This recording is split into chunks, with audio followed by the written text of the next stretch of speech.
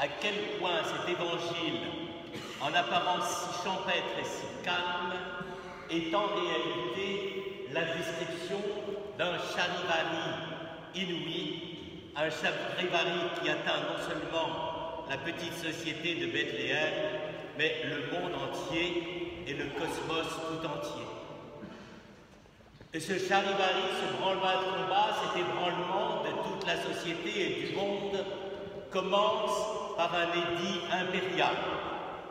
On a l'habitude maintenant que le chambardement dans un pays commence par le gouvernement. Mais là, c'était déjà comme ça. Pourtant, avec l'empereur Auguste, n'est-ce pas? Donc, il a décidé un recensement.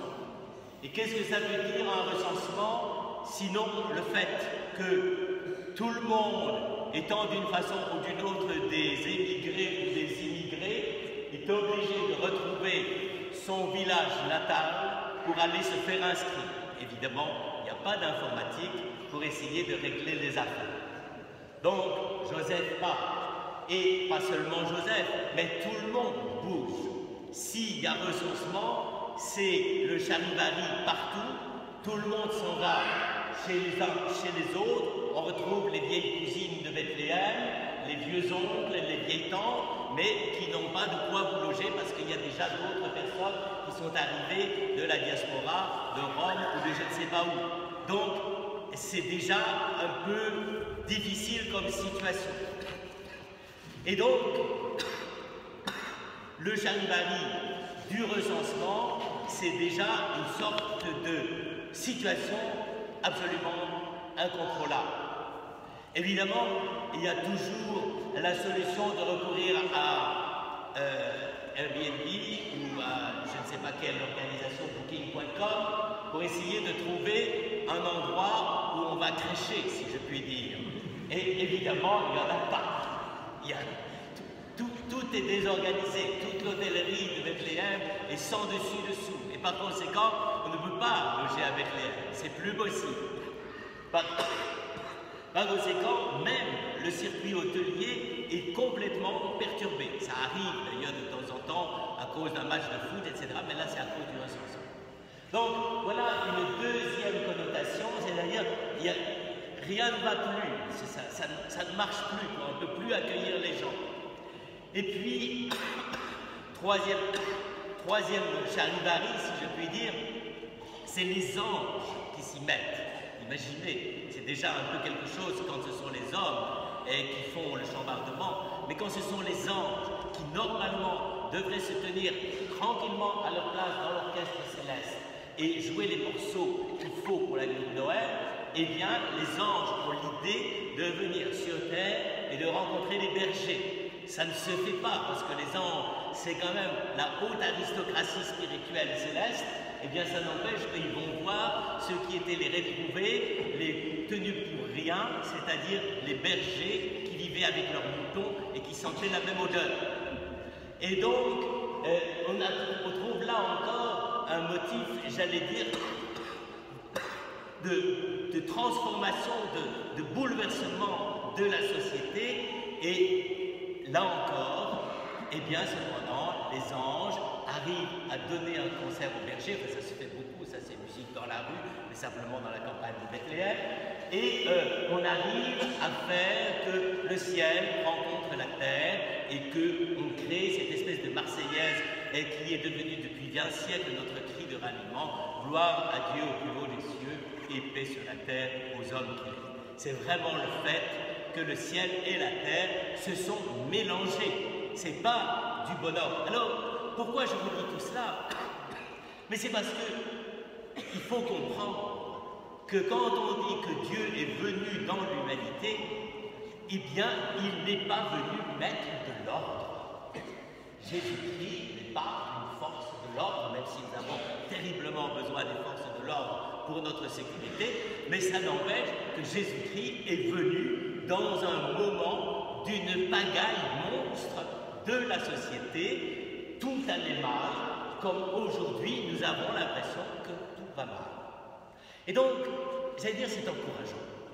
C'est très encourageant de comprendre que Jésus, contrairement à ce qu'on dit parfois, n'a pas attendu que tout aille bien, ni dans la vie des sociétés, ni dans la vie du cosmos, ni dans la vie individuelle de chacun des êtres humains pour pouvoir se manifester. Jésus s'est manifesté à un moment quelconque de l'histoire, et l'histoire, c'est un perpétuel charivari, c'est un perpétuel renouvellement de situation, c'est un perpétuel changement. Il élève les humbles, il abaisse les riches, il change la condition des uns et promeut la condition des autres. C'est ça l'histoire, et c'est ça Noël. Et donc, ce petit récit, en apparence très gentil, une sorte de petit conte de berger, n'est-ce pas? Eh bien, en réalité, Luc veut précisément souligner que rien ne va plus, rien ne va plus, le monde est bouleversé. Et donc, c'est ça la venue du Christ. Et donc, si nous sommes chrétiens simplement par nostalgie de l'ordre établi, par le fait que nous espérons que tout va aller mieux, mais j'allais dire, nous nous trompons d'adresse. Nous sommes bien obligés, si je puis dire, d'être chrétiens dans un monde qui apparemment est tellement agité, tellement excité et qui va dans tous les sens que, eh bien, il faut faire avec. Et c'est ça la première leçon de Noël. Il faut faire avec. Nous ne pouvons pas attendre pour fêter Noël, pour nous réjouir de la naissance et de la venue de Dieu. Nous ne pouvons pas attendre que le monde aille bien. La preuve, c'est que Jésus lui-même n'a pas attendu que le monde aille bien. Et c'est ça le paradoxe. Dieu a choisi un moment dans lequel tout partait dans tous les sens, et d'ailleurs, ça se confirmera historiquement par la suite, puisque 70 ans plus tard, c'est le temple de Jérusalem qui sera détruit, c'est le peuple juif qui sera complètement dispersé, etc., avec des persécutions terribles. Eh bien, Jésus n'a pas choisi le meilleur moment, il n'a pas choisi le moment de calme. Par conséquent, pour nous, c'est pareil. Pour nous, c'est pareil. Dieu n'attend pas que tout aille bien pour venir se manifester à nous. Et donc, c'est tellement paradoxal que quand il prend cette situation à bras-le-corps, c'est-à-dire qu'il veut venir malgré tout, enfin, j'allais dire, il force la porte, eh bien, il n'y a pas de place. Et ça, c'est la deuxième chose. C'est quand même étrange que Dieu, qui devrait prendre toute la place, n'en a aucune. Voilà le paradoxe de Noël. En fait, on pourrait se dire, mais si Dieu vient, ça y est, tout le monde se met au garde à vous, on fait la présentation des arbres, on se tient tranquille, on garde le silence et on joue les airs martiaux qui s'adaptent à la puissance de Dieu. Eh bien non. Il vient là et il n'y a pas de place pour lui. Ben là aussi, c'est une des choses dont il faut que nous soyons absolument conscients les uns et les autres. En fait, notre cœur devrait être l'hôtellerie de Dieu, et la plupart du temps, on oublie. Qui fait suffisamment de place pour Dieu? Qui peut dire ici, moi le premier, que nous ferions assez de place pour Dieu? Nous ne faisons pas assez de place pour Dieu. Ça ne veut pas dire que nous ne sommes pas de bons chrétiens, que nous ne faisons pas tout l'œuvre possible, mais si c'est Dieu qui vient, où y a-t-il une place adaptée pour accueillir Dieu? Eh bien, pour bien nous montrer que rien n'est adapté à la venue de Dieu, il n'y a pas de place pour lui dans l'hôtellerie, dans ce lieu commun, un lieu de passage. Et ça, c'est aussi étonnant, que Dieu ait été refusé dans un lieu où tout le monde peut venir se loger, peut venir être hébergé. Eh bien là, Dieu a choisi ce moment-là pour apporter la paix au monde et pour apporter le salut. Alors frères et sœurs, je crois que Noël, c'est ça. Nous n'avons pas à poser de conditions pour la venue de Dieu. Nous n'avons pas de conditions à poser pour le salut de Dieu. Il vient. Et peut-être que ça ne plaît pas. Peut-être qu'on trouve que ce n'est pas le bon moment. Peut-être qu'on trouve qu'on n'a pas eu le temps de se préparer et de faire toute la cuisine et tout le rituel du réveillon. Non, il vient comme ça. Il vient inattendu, inespéré, sans mesure. Il vient, il est là. C'est quand même une des choses qui est les plus étonnantes de la religion chrétienne. Parce que dans la plupart des religions, il faut bien le dire, on a toujours Dieu sait que nous chrétiens, nous n'avons pas échappé à la tentation.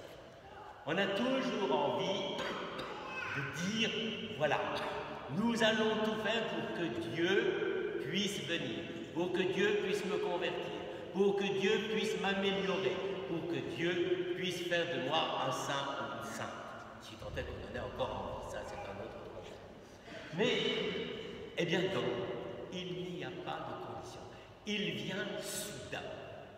Il vient soudain là où il n'y a pas de place, là où tout le monde pense à autre chose, au recensement, aux bergers qui pensent aux moutons, aux gens de Bethléem qui pensent à se loger, etc. Eh bien, il vient là. Alors, frères et sœurs, c'est peut-être ça la grande vertu de Noël. Admettre que Dieu vient comme il veut, quand il veut, et qu'il n'y a ni délai, ni retard, ni formalité imposée, ni présentation de papier, il est là. Alors, comment essayer de vivre cela? C'est vrai que c'est particulièrement difficile. Aujourd'hui, nous voulons vivre dans un monde où tout est prévu, tout est programmé, tout est calculé. Prions pour que la religion ne soit pas trop programmée, ni dans notre cœur, ni collectivement. Prions pour que notre attitude de chrétien reste improgrammable, simplement parce qu'il s'agit d'accueillir Dieu. Et si Dieu vient, eh bien, ce sera toujours une surprise. Alors ce soir, frères et sœurs, moi je ne vous souhaite qu'une chose, c'est de vous laisser surprendre par la venue du Christ à Noël. Et si vous vous rendez compte tout à coup que votre cœur n'est pas une hôtellerie assez confortable pour lui, ça n'a aucune importance, accueillez-le quand même.